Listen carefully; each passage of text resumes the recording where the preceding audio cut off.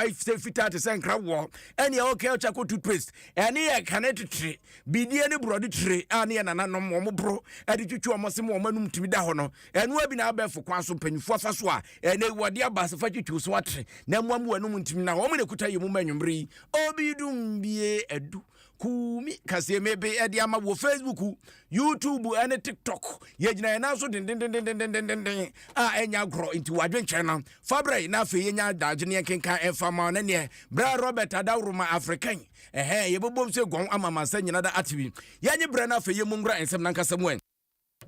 Yes, I said the any chemo and this amanyuko no akache. Na panyupa won na yin franka Fred the ama wo mo ye mampanyin da. John Dramani Mahama Yohane wan. Wa panyini wadi dwumade kase bia hyehye so a friend 2024 NDC policy dialogue. Na policy dialogue no de wo ye ne se wo mo senya sedi ba akofo tirim kusi bodo wo samesme se onya ba akofo na ne abrewa. Enti no wane Ghana de hye twetwe nkomo no se ya dwene na adwene ni nyina da. Wa ka bom te se de anwiri kentenku na etumi aboa ama wo mo de akwa akwahye so mo bo so mo de brega na de hye san se wo ma da adwene wo se bo hye bi wo ho a wo mo be hye bewie wo ba betra konwa kase so no be wo ma adwene so mo ye na nya de ehia wo manga na de hye etuwe de Ghana de hye ankasa meto wo manum tuo se we ni ehia ebi aye pekwan ebi apagana bia ebi aye penwumasua sa no ma ni nyina no ma kan nyina bom na afi wo ma konwene no mo de aba monten no mo de abada ne bo hye wo de be hye Ghana ade hye na eno wo ma panyini dada ekiremu ese wo mo bo hye wo de ba no enya something that's abra no ma mo kra so wo se e de bebo Ghana de hye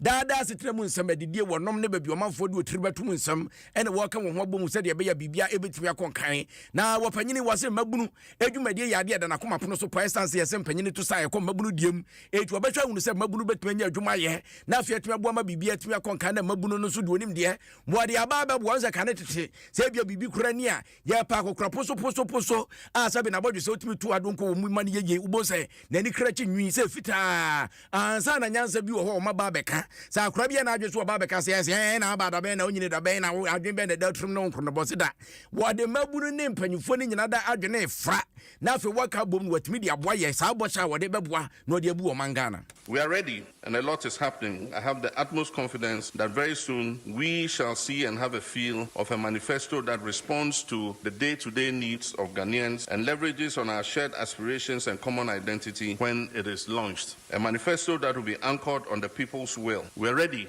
I am ready. We are ready and I am ready to lead us to build the Ghana we want together. The beautiful thing is I have equally seen the readiness and eagerness of the Ghanaian people to join us on this journey of rebuilding ourselves and our society. And to the majority of Ghanaians and voters on our side, be rest assured we shall protect your votes. Oman panyida da John Dramani Mahama na ate so wade nsem etudwa na nyina da emu no enu wose baabi aboa ne gina ho na ne bagina baabi adua no ho na aduaba no so na ode onam no wotete se dipa ni bisu na ayama panyina ba de echi a ena no ma bi won fa so boa ne mo no se he good mean kan say woni asase ya kana so didi apotoyo putum enso aburo na so dokono enso kokoba na so ne de ba omu nyina boa ba ko ade etu ye ma panyina ba de echi na se bibi ko so papa mo boni mo ye ka ye be ka bi ne ye de aka ho ai futum wo sa batatwene na ho na free etu obi timi ko gina baabi sa ma panyina ya ba de echi Dr. Mahmoud Bawumia na sima wakaso ena meme de na mtiachire ena na mehwe de ekoso ena na mipia kakra na midimetri ajadu twasa ya no ni se na chiacha wase da ankoye ade na amfo ya na amfo etigitum sa oka hu bi no man ya wiwie ti samu akoni edu. There is no room in leadership for excuse making and flight from responsibility. You cannot make grandiose promises on the economy pre-2016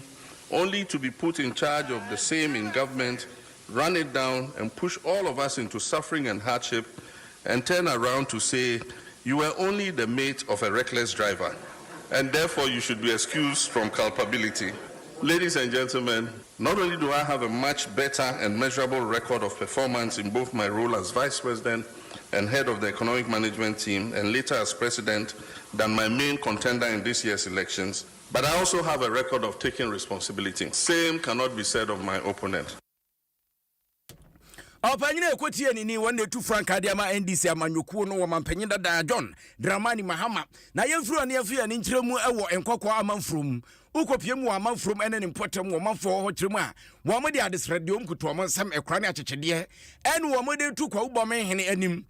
sanka beya anka wo mo hino otum esanse empuntu abo mo te se de nwi abo akyekyedeɛ te se de dwonso abo akokwa wode ne matrasfa sa sisuo ama enei ukọ hempotem wa empuntu dwuma ho atape ewo potem ho na ne nyina da ene sa sombrofie nwo ya anya de okrama betime nya dabre etu amanfo a wo ankokwa amanfro mu kyerema wadi omo so omo sere pa se wanka se otru ho a yebetwa ponk maluso ebeyi wa ibone wani be te sesebe afrate anase jezika tu ede kwa kwaje craft ekoba ne se be ha dwene pa wadi omo sere se ma pacho be ya kapanfo mbram no wa mamu omo hene na sanse me wo di tudwa na ne woto wonsa friends ntrofo woto wonsa friends ntrofo a panyina wono na ejina wo manam nu akasa de amom ye frɛ no mo na sam na akokote eno ani adom kase bo twetwe nkomo na ose ne pani be ba hwa de epomuden wonsam enkoye akwan enkanea enso kro mafo benya bianom na ode biasi wo no ma no nkranba amu odmakuma ba de borbor de no ma hudu atwa ye ho ahye nyina da enkoye wompotem wodi wasre na efa bo pemani ma wotoso miensa kwa ubom hene sana na ma homne so ate sori waka sori pressure na tu apentian de so fro be ma ba bi aduru ne de imu ayeden ye dan obom ehene ye nana ifa opena ma wotoso miensa any entire chairman of Kwawu traditional council da se bra kwa ma Japan to so mienu ene abetifi hene ene obi o kan bia wo mu bia se ye besro mu se omo ema nkokwa amanfrom ye hu ye hene ye de kro no se se me no kasa yi 15 years ni ye ni ohene na ya te se eden a ohene no obom hene betime se bana ye ewoni tirim o be kan ebe ye din ye de ye gina finfin ye ni afro no bi enta obi achi na emo no ye pese obodin ama ye se amanfrom ye hene ni ye hu se hene ni a maburu nyina beka ho abom na support no ama na yeye oba se ameno kasa yi apata ne abo na nkwala te asesu ade meno kasa obi dan ne age amanfo ekomu ayarehwe ye ni clinic ye se clinic na be si ne enwe ye esanse ye ni ohene a ye fra obe fra ntoma e de sanan ba chi ntino da na mo to nyina no enkohwe amabum anya sika pese ya asate sidan ya to so esanse asamren ba entwa asase na MC entwa asase na ohene twa asase ntire me no kasa yi ne bebre ya bosasa enya ba bi na sanse yentimi ntwa asase ene asidan okoka omse ohene eni hase nti obi antwa asase mayen enti ye ka kire eye yerua onu ntine ti ba bi enya ntokwa so no nkoto igufom me no kasa ero empabo ba ko pa be mu se ero empabo ide ni dia ma no se esere no as a matter of agency on my me kire ye ayen kokwa manfrom hene eni ayekotie yei ayo manfo wo wamanfo wo amanfrom ena ate se panyina wono ne kasa de ma wo mode nsem atudwa no wo mona sam wakokote no na ni nyina da emu no wamanfo ni bi enso ne aduka se bo twetwe nkomode won how to dwa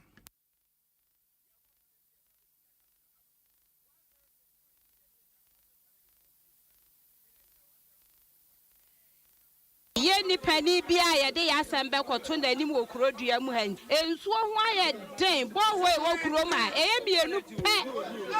pe sei kura isu so ye nya nsuo o ma wade so a wo hu ba bia wo fa nsuo emfa afa so ye school yi awofo da bia ye ne ye gigi sika apata ya bo ankwala yi ti ase ye gigi sika 20 cedis awofo yi bre nanso ye wo pani e wo hene wo kurom ha ka ye be kotu a kire no ama na boa ye wo saa kwan ne so enti na ye sere wo awura ye sere wa ye boye mu ase sadom ye na ma ye hene amfre bebre ayenya ohini bia oni asem o metima yedwuma ema kura yetima tumpon nti ama kura yi obia ye de opɛ se oho obi kura na oye bibi na okwaka omwa esanse ohini ni kuro mu hanti Omanfo bi o amanfo me na ate so omode nsem atudwa na Adom 106.3 eni enu anuma sempa 94.7 na 104.5 Super Weekend News anwumre no si abremu kase bo eni eguso aye be ede ma wono wadweche ne Fabra ni nya daje ne kenkan emfa ma wona yakoya ni mu a African Free License College wey eyesuku pon ba ko a ewo mayi mu atese omo bo adwuma pa na panyipa wana de wo ma no ye friend Reverend John okwe na wo panyini wo kwe enu ade nsema to dwa waso wasre pa sa Ghana de hye prai wi ba kwa na ebuo ka bo manya de bebu da biara da wo bia fa na ho ade ni nim de te se Planeteers heart water wind mind na ne adwo planet if all your powers command I am Captain Planet na fe ya ka bom na atimi abo ma emputudwuma atimi akoso enti wase collaborate and innovate, emphasizing the importance of creating opportunities. Bro,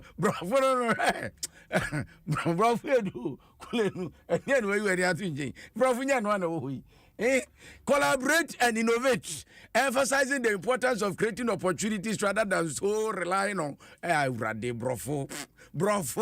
brofo was yanka ya humomo yanka ya humom kakrabia unimbia de fabra sabi adwenfu bia ne wiase wo de ba na afa ya poreshe ne kakra sa ne akekasi ani na timi aboa ama bibia timi akonkan na wonim se no mu ya dwumadie kasie bia adesuafo bes wo ha ena no wo fantitiem kura wo fantitiem awia ye je o mo kwan ama o makofie e wo Ghana Shepherd's House e wo na sa dwumadie ekoso ena opanyini ko gina simpie ni apaso a wo de sa nsemi atudwa ena wo chirem se wobi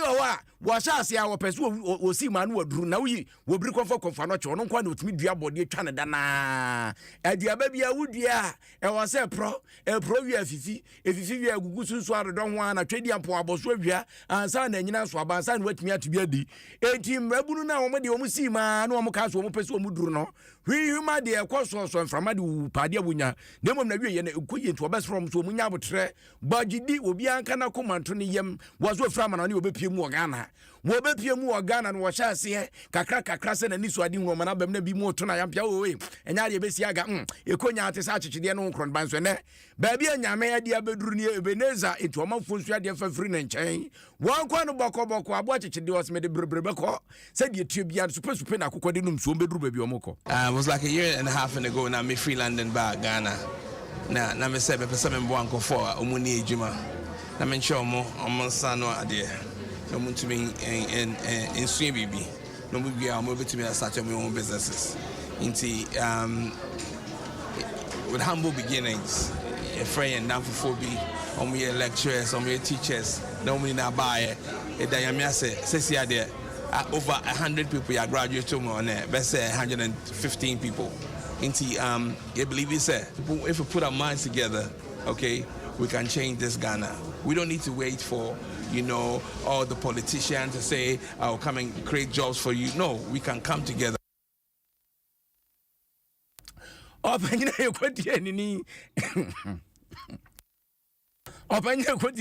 Reverend John wo kwe na artist wo de sam atudwa no na ni nyina mu no e no de afutuo e ma adisuafo abaje tetua wie sam okono moye oman no ana se zuku no moye oman na musifo enti abrabo konkron mofa mu nso sa afore atiase oman konkron se de be ye omafo betimi ahwe muso no matimi asua nimde amanya no mokono mofa nimde no koye adwuma pa na Ghana de hye enyam ho mfaso e meka cho mo say omunye humble na persevere. The Bible says in Hebrews 10:36, in all things you need to persevere, and when you persevere and do the will of God, you receive what you have promised. We are see there one persevere there's always hills, there's always valleys, there's always ups and downs, but you never give up. You continue to go. Oh yes, I know. Won't say you gain fortitude of mind, you become strong, and then you'll be able to persevere and also obey ye. The students, some of them, your mom work placements. A lot of them are back to the school. Internship.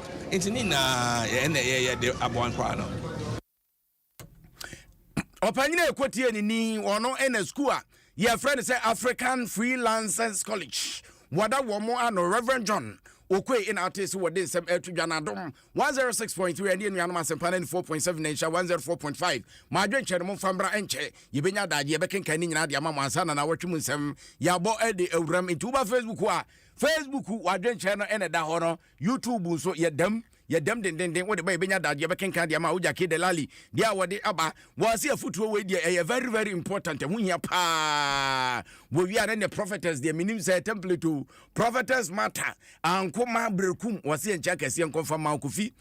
parliament dia wo no so e de aba kofi parliament ye kofi Felix Osafo so dia wo no so e de aba ni o wo so adi free America no de ba no se encha kase enkoma kwaku ni kulunu de chance man wo so agidi se bibia ye kama Bempon Joseph as message wo no so dia boss good evening o na ye Bempon wo so adi free San Salvatore in what way aba Telesino se ya na mo de ba na akua ha no anyame na afi mo bo atom ye mo man bo adwe on we see a friend Charles Akresi wo no so na dia wo dia ba no oh mahama e dia na auto anwa guga na di cheni jade o cheche no na asem yi ya tibida pa Felix Osafo so dia wo no so dia ba wo de na yakenka dada so di free America and out by master planner junior kentampo Jackie Delali and so dia wo hakofi parliament so dia e wo ha sa so na wo Jackie Delali dia wo hakofi parliament dia wo ha amankwa Daniel dia wo dia bo se ha asem wo die wo hunu ka yunam ni masam kra wo ka wo se mampanyin dada John Dramani Mahamudi ka se Ghana de hye enje ne ewrefi ade nti wakotwa U10 wakotwa si wo ba no aba beji tumi ne naja wo ba yakunkudie sem shama ba enso dia wo dia ba Edna Benya edie nie wo se Baumia aka Digeta man eno no di we e ba ye sa so na we so say your friend Richard Eko so dia wo no so dia ba wo se mi nwi mi tie wo me hwe mo pa nyame nham ne adwuma pa mo bo wo so adi free ye Richard what the free Barcelona and what the ba ye we so say your friend on Virgin Chimensa one so dia what dia boss here live akrokar e one what the way e free ba na Isaac Akroman so dia one so dia boss Germany e one what the free ba Germany ya no acham am kofi kumi dwokumi papa bi na we so say your friend Virgin Chi what the yedika ken Canada Steven Chumesi Ankra and so the message aba Chumesi Ankra and so the message aba and ekua Pamela so fra no frefre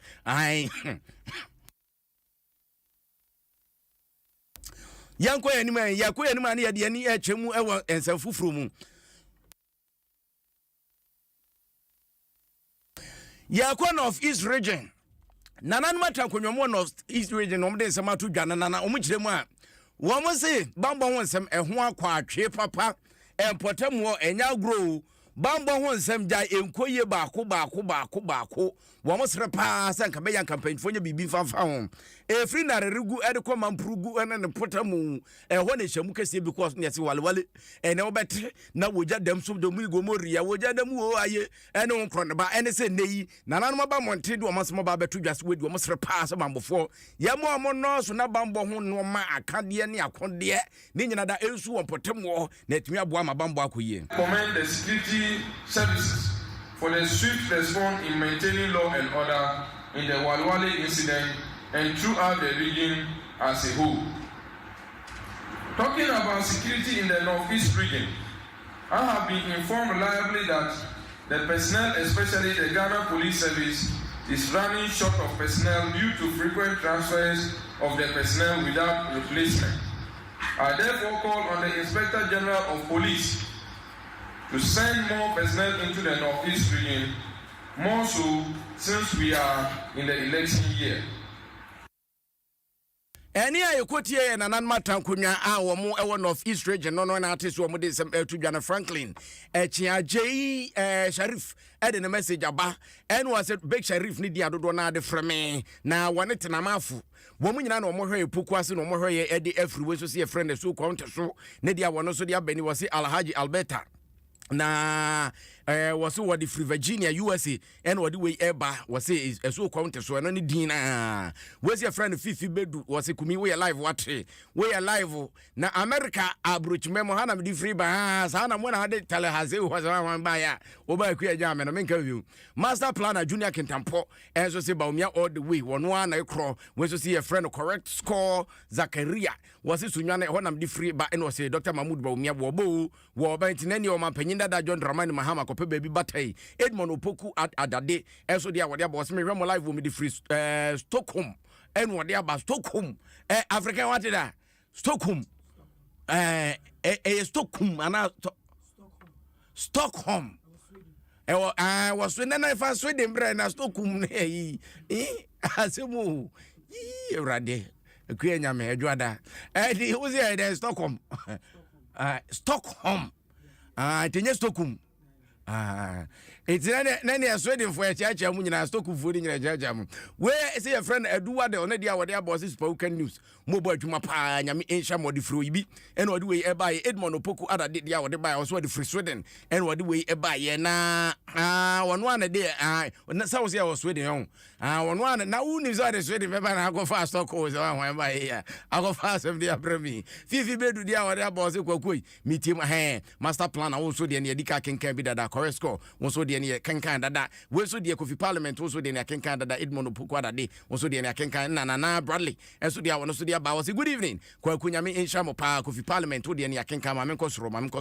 Mamcosro, and a baby, one half him, boy, no free ho. Isaac Acromadia, or the boss, the free Germany, in what the buying was more fire, Virgin Chewwood and Yakinka, Stephen Chumes Yankra, also the Bosso that also for Jamai, and so the one also the boss, Braco, great work, was a caring about the youth, was a reverend. Why are dear password, you know, Buno, I so countess, so would the Yakinka Virgin, would the Yakinka that Fifi Bedu, also the Boom, master plan, I would the Boom, Yamufamra Makumaku, Namayas are for Menuzuko, where's our net for Menuzuo, when you give Chomra, Charles, Acresidia, one also the about was woman Penida Mahama, when I what one also the Yakinka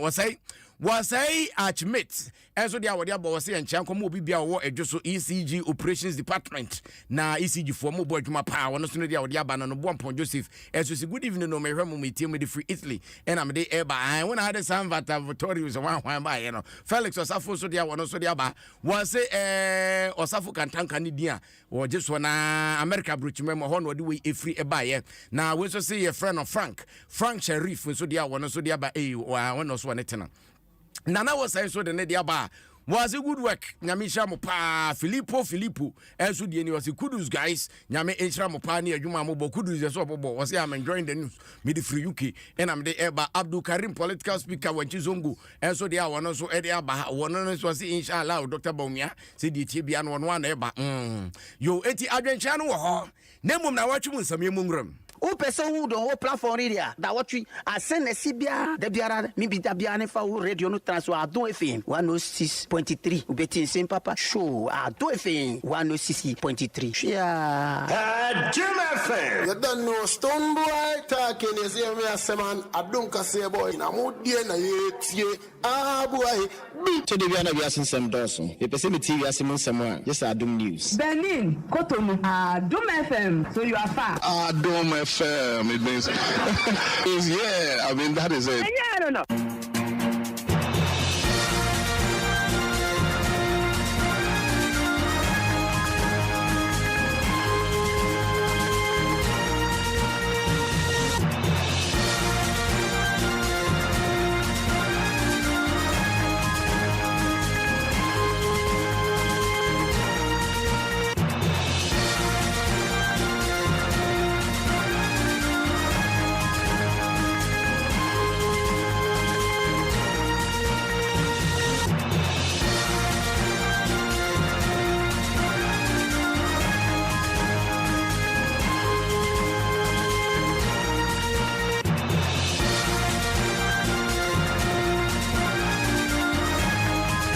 Adom 106.3 FM so na bro pacing Ghana de hye so mam sa atwom sem e ko twiko bata ko brman de ne trapa kam je ne yoyo ne gongogo na ebo kekeka etutu aduham ne pola egu ne so ene ne eba bebo twedi ama ote sade koko krache wo bo sketch di ama resofo eti akanta so 200 Ghana 100 Ghana 50 Ghana 20 Ghana 10 Ghana 5 Ghana 2 Ghana kwanse so de peking kran yanum de enwune so sem ne de edi mu akotre bi ene se abrantie bi sa hwie pam so wono akasa na kodonkia wo twese kan wo won na wotwi mu ma aba won to anana no monse do sanso ena ufiri wa kopie mu wasa akropon ne potamu a police fo no amanfo di froms e wo ho metututu kasaye na watwi mu amai mu brahye badwafie yese mpanfo na dadom kase na no mo yensa twamu epipi amanyuko kunko yesa nya de omba pene so da wapanyine bi so de tudwa se koba ne se amanyoko awudo ne koyi mpanfo a wo beda wo mama dwokwa no wo membra hye badwafie dia na kyesa afom kwan sanso na watwi ya mu no nyafo se eche mensa bonsu wo de betu dwa se wo pempa da bia wa ya adwuma na duru se panyimpa dadom kase na no na yemfa mpem wanya de wo kobio na watwi ya mu so en wo panyini ba akode betu monte so no nyafo ayi che mensa bonsu wadi ne ho kwa che ofosu wadi ne ho ya pa we ya dwo wise asem o kan no no Mama Joyce ayi eno campaign team by MPP na ne dia ba be pie panyine be senko nim san kwanye esemi ka we won ya bo ne bede ede nam waje chene fabra Facebook YouTube TikTok ene trade homa ne nya daje ne kenkan fama ho ye mongra ensem na kasem wan ye sha ase de na watwi mu ye nsanka ka ye ho agya se wi epem so na nkenka bi hyem se ka awro sem bi se be free wa ba brante kwa bi a ye friend se ni ye se ka so na wo free na agya wo ko ye epem so na kodonkua wona ne tie na kodonkua ne ye friend no Afia Patricia ababa wai akwa mo ye pem so do kwasra na fedie nkote a yesi ababa wai ato na nanom onse do no so sa na zo ofia ye nyina misa de onwententan se de ni sine na mpotam ai die wo ha wono na ababa wai wonya na wobedi na wuo yesi ababa wa no kra Pentecost asafo enu mu ne wo kwa kwasiesi asore dem ene se abrante ni timi anya kropo anim ne bonsimatiko na afa ko wi aso wotwe se kan de wo ne se so ye nka busuafo ya ma Afia Patricia woto na nanom onse do yen sister bi a ye friend akwa mata ne ba a ye friend Afia Patricia na ono na okọ akra ka soa eno ne be ma bi so mkotra ma wo ba ko akwala na afina wa we 1.5 onya afi ba ko ne fa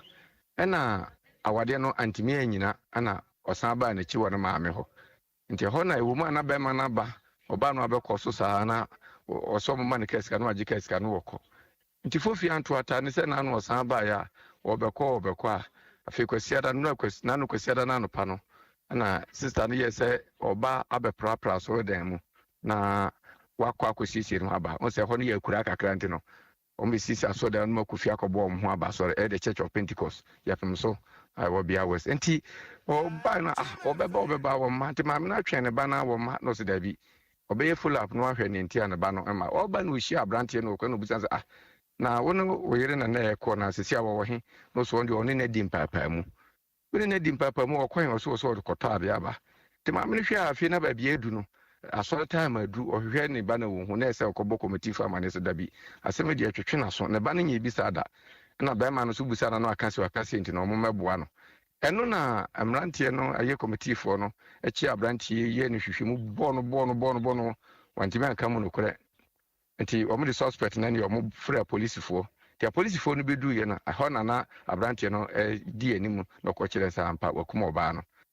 opanyine kotie ni ye friend Baba Solomon emre bi a etwa mu ye pem so no ya assembly member ho na artist wotrim no se ni ono afro ka free nkran se fifi mantem wo saka so ye central agent no akopie mu ye pem so no wakwa ni mpra wie na aware na gu na wo ba ne so wo mpe no no wo ba ne tine ba bi no wo kọ no kwotata wo ba ne wia wo ba nkran agye se ma na lolife waje lolife asan watimi abankran ene ho nsam ene ekọ ya ikotie ne yefro ne afi yenko nsam fufuro man ye ekọ nsam fufuro man ne de ani kyerem ewo wasa ene ne potem wasa krupon wonim se to kasa na watwi mo ho etu kasa ma brante ba ko sambra kasa konfa no tia ba resabia won woda se na nsentem na kronfo kompotem won naja won koto tuatu na China fo bi etu keka bi bi moto anana no mo se nom ne ade ena bambofo ye wadwene se wo yire bambo mu won potem wo yire bambo mu won potem wo na brante ba ko yesi efre no kofi woduru police fo atu pampim na duru de ne eto banje bantom to pampim woduru no se scratch gina ne yenhwe no mam yenhwe no mam se bia woni no ma edidi ewu ho a waseda enya de megina na san se eja ya jade wonsam na wire wonsam na ebu munti enne kofa tututu ba ye nam so ti abrante kofi babia woda ano odin na watwemu de na ekroni aniwa ewo wasa enne ne potem de entie womafo de bi nsam odi tuwa China for na ye adwuma me fra akropon bedu yeskuma bedu akropon a police for me parking si akoto de ala ndu am kemba to beri kumi wa he mabeti wa he minim de asi okuro mi a me de minim de asi jimi ngwa na police for o mu jimi kira ke mu bi so pa de na me de kwa akoma nipa ne me fe na o pa ta de oba na me si wo kwa no minima de kro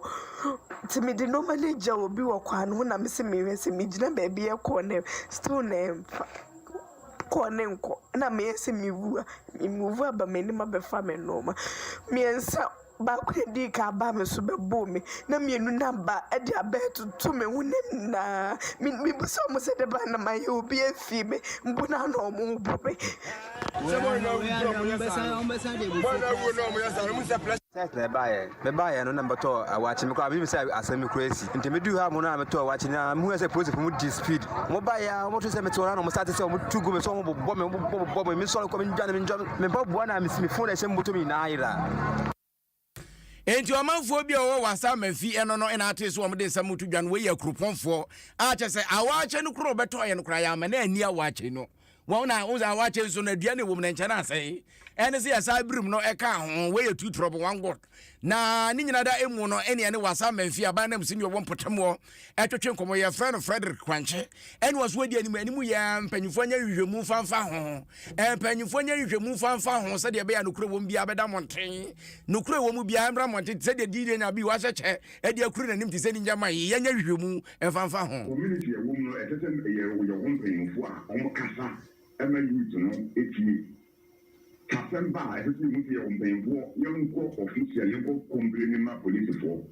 Na ye dia ho aka any police for no track na ye dodo. Na ke be ka so wo dia dia mind penyin bia ya be ko yakon. Ye fa fa advance. Me ga sa me victim to set circumstances. A bit is the ba offer for to work. Na o ma pa ko youth na pa ko suspected robber. Na nanu na okuru mo on beto mu kuna na ma ese na o mu mpere mo mu ngono because okuna o mu nya dance e kwa na mo banje akonfo aka no no e fa na me police for o ma free police for ma police for di o mu ka akọ o mu ko du ho ma na you ne tibu police for so o mo ties ni ade na o mo se no o mu police for di another ka akọ ye no so mo se no di eventually me of my official ka me ko me na me drive ye me di police commander ni e ko ye yako kamu mo da wa ismeje ko wa friends ni ba no e de share kema e de ba yo mo football kwa ball me friends me win screen it is sometimes you need to blame police for the because men so proud me for you know can you also blame me as at the end of the day no almost na say me opanyine kotie ni kopiem wo wasa manfi Easter wana ya ba na msini wo ho Frederick Kwanche in artist wo de semato dwan Adom 106.3 FM yene anuanu asempa 94.7 na 104.5 ye free way na watwi mu ensem ene eguso a ye gba atire ede ma wono ye ko mamu brahye badwafie na watwi mu ye wo a ena no manitifo bi e sha ase so wo ba hwrema hwede de gu asum so mamu brahye badwafie dom kase no mo ba be remes apietu sundemes won ba be yini pari bi from na fe wadi bia tuatua baabi na bi mu de bia ya je e de afiri o mansam ya nkwate ya so panyina Alexander afanyoma kan a wo panyimpa ba de che odadom kase na ano no ye de ne ba na ni mesa sentifu no apagafo ona chese woni munyafo se chemensa bozu ya ronika wa fana beti a se bi beto monten pe ena MPP amanyoko ba monten no ze no panyine due matemante de na asem wodi omji tumanya de be de bia rada panyimpa ba de che a wo memra hye bedwafie wo ye chame hene e Joseph se wusujo wa se ene oba monten no kokobo one and wadi mo bia se wo bia ntimi nya obi ahwe abra obi anya obi ahwe mo obi fana ni tenkosu oni munyafo se chemensa bozu so akọrọ ka wa fana beti sansemfa. We are here to inform you and through you to the world that the publication that are going around is not true, it's false, that the caucus, the majority caucus, has not made any changes in its leadership. The majority caucus has not contemplated making any changes to its leadership, and that we tell the whole world, Ghana, to ignore any such publication. They want to assure you that we have confidence in the leadership as they are, and the status quo shall remain.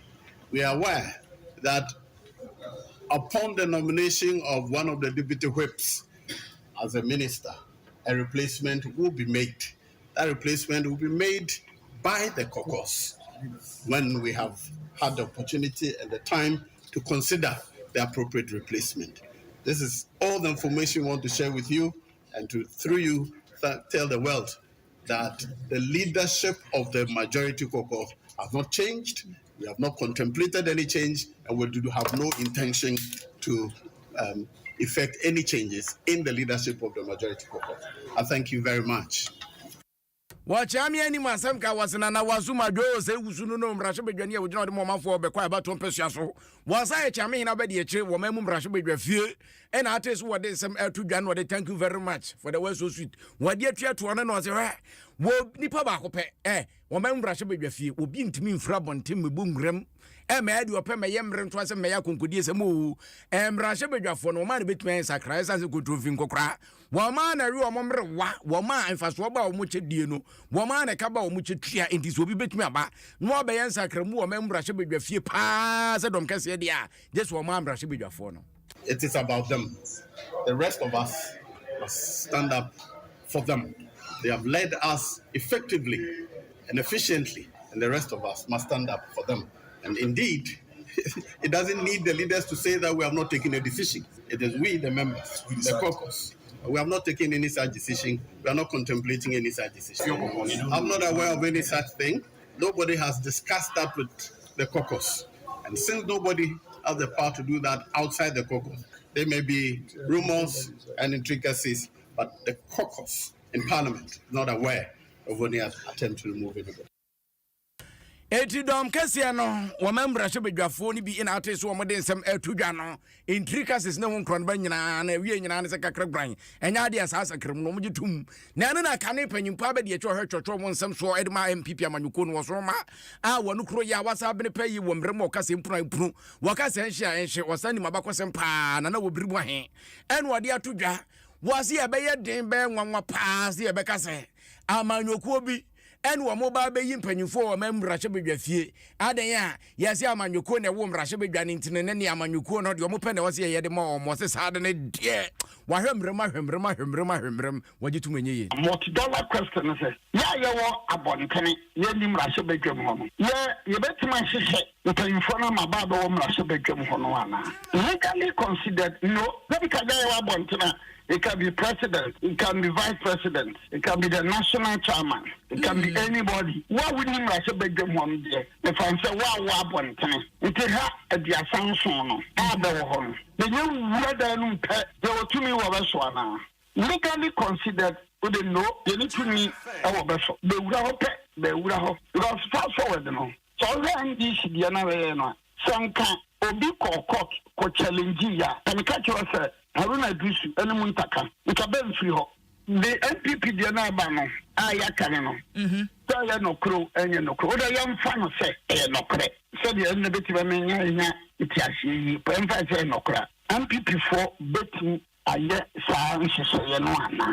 Under the injections, I was in the Attorney General. 1996, 97 Supreme Court of Ghana law report to me. I say it's a parliament, the wedding. Not even the president, not even the chief justice can control them.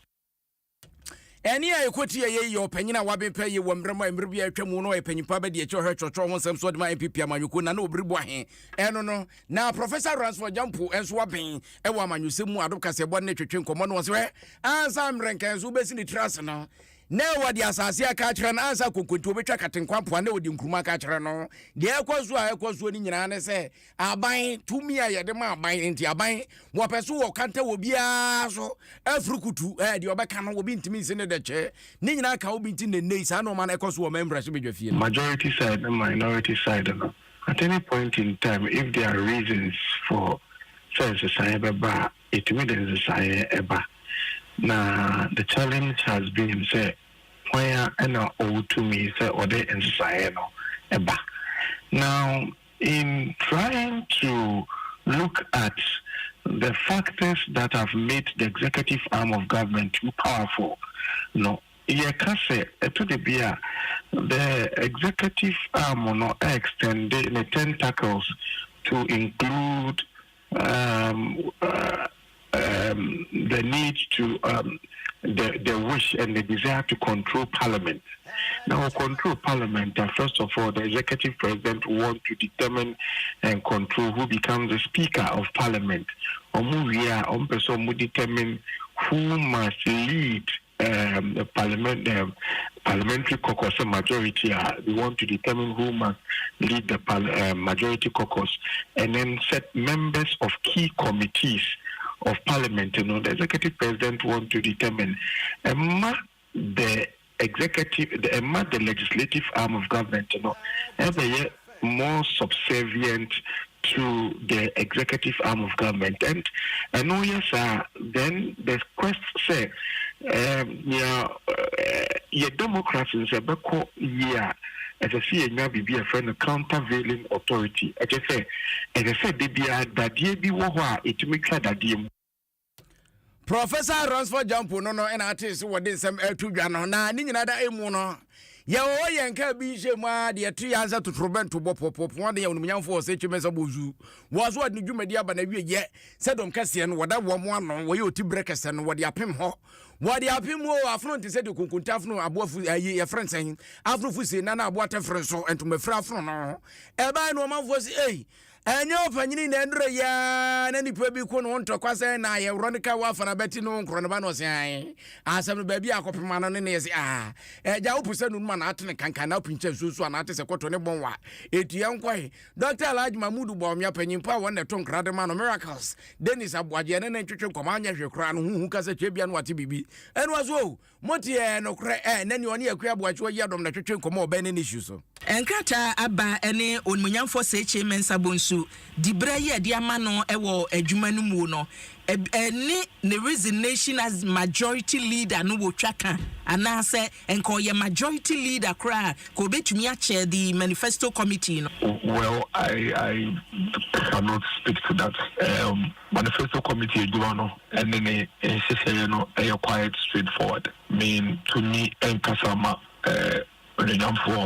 mensa bonsu to me this I would speak to aspect of resignation and they can but with respect to this particular mandate there me did say Juma in Nigeria to me so to me no way the year pa and we chain a watch room as oh say what penny no ya friend na eno asim krodos yent na fa konya nim gwase obrate sa power wo ba nim na anya oda no ada ne akire bia ho na sounds no he ho na abeti bass no ho na abeti kunkum chacha ho na abeti ajas no etie say dia ba bia wo kwode say bo ma panyina ba dia che Dr. Alhaji Mahmoud Bawumia ne manifesto team no wono na ekwa akoda no se titinani no de nim dia akwakoboa ne yatie ne say onmunyamfo se che mensa bonsu e be chair the manifesto committee sanetie see, he is a firm believer on ensuring the Ghanaian voter will be very much well informed before they take a decision as to who should be the next leader of this country. It's on the same crown. As a campaign for your boom, say, I'm going to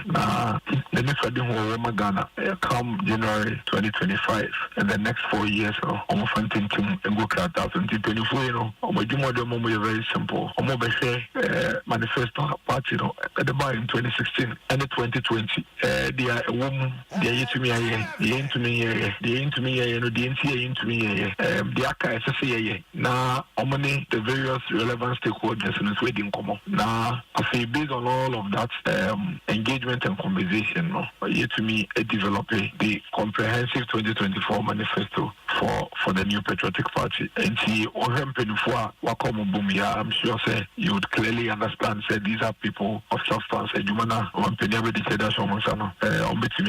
with some finesse.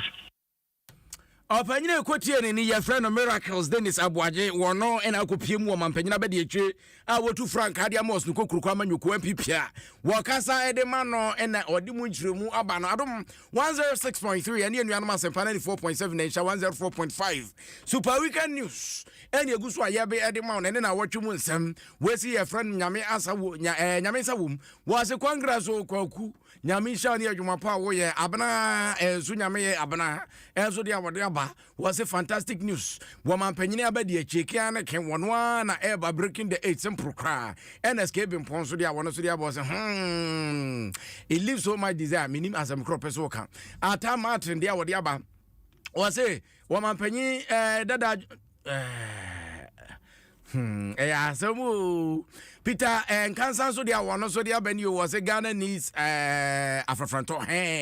was he in Afrafranto and then Afrafranto what by your money yo boo internet dia one so dia banana where so see a friend yaw dia one so dia ben you was it pleased that Bawumia appoint now wa question ya Wow, we say African de brand be African brand be hade mame question be brand TV sa me wo de mane say wow brand na be brand be mame brand be mame na wow throw question we kuli question ya abranti question ya abranti bi sa yo boko de wo yaw Obeya na fi manu akopani akasi medi watem. We see a friend no Francis kepo kudia ode aba o se JDM wono a na eba musukura wono a na eba we abena wo de ne yedika kenka dada kebe mpon wo de ne kenka dada tamate wo so de ne kenka dada Peter Nkansa wo de ne kenka dada Juliana adoma kodia ode aba o se me hwemo live o me di free entonso Goyle and I'm the way eba South the teacher Oliver so dia wode boss United States of nyame be kire ehon wode we free eba was Mahama bebo Mahama be Tigana de che yenye krado e di place so dia wono so dia boss me hwemo live wo me di fradenta and I'm the way eba na we so say your friend Francis wo de ne ya mo famra mako Ernest e Japan so de ne dia boss live Spain ehon am the free eba South na Jones Wally enso de nie was e de be kra kwa ha uzaza question be ya wo de kenkan wa be question kro yaw edini yaw ai ubehu yaw question kura wode baye we so say your friend Samuel wo bu obi ne dia wode aba wo say Adom News money size wate nyame hya mo ne adwuma pa mo bo pa na yakwa anim a na panyimpa ba di akire wo mamu brahye bedwa fie se kya me hene wo nyamfo wo say we kura de adwo wai say do wo say wusu ena na watwi mu behu apanyina na afi waye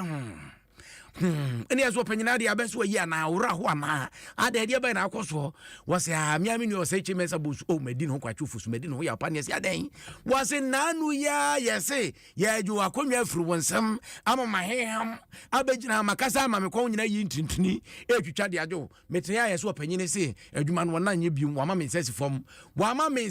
agama ni subri wose eye ne ya papa de chi mesa busu ya ne de okasa ne da no oboa. Do you believe the majority leader has been forced down by a scheme orchestrated by certain elements within your ranks? I don't have any such information. There's no basis for coming to that. Are you personally disappointed? I am personally disappointed that she decided to. What has the purpose of He has been a fantastic leader, an extremely hard-working person, and I would have wished that he stayed on to me. What do you think got him to do this? Because it came as a surprise to many, I'm sure, including you. So did it come to you as a surprise? Yes. As to what got him, I'm sure we better let him explain. What will happen moving forward? Today he was in the chamber. Initially he didn't sit on his chair. It means the changes have taken effect. Well, once he stood down, he is no longer the majority leader. But as to whether any change has happened or not, I don't have any information. I'm not aware that any person has been either nominated or discussed or chosen by the side. First Deputy Speaker, Wamem Rashabedwafie, Joe say Wusuno, your wise, and I'll tell you what didn't you more Emano. Now, what change your business? Oh, Nene, so with your Kunya Bedam Point, dear, Adom Cassia, no one's wobbling, come, who bet me a quadano, nothing. Say you my way, and I do obey a baby. I want to now pay. The first name that got us into this story in the first place. That name is still there. How's it come up? Well, I saw that name before the weekend came. At that time, Che was still the majority leader, so we'll wait and see. Is that fair that a name is out there already when indeed you had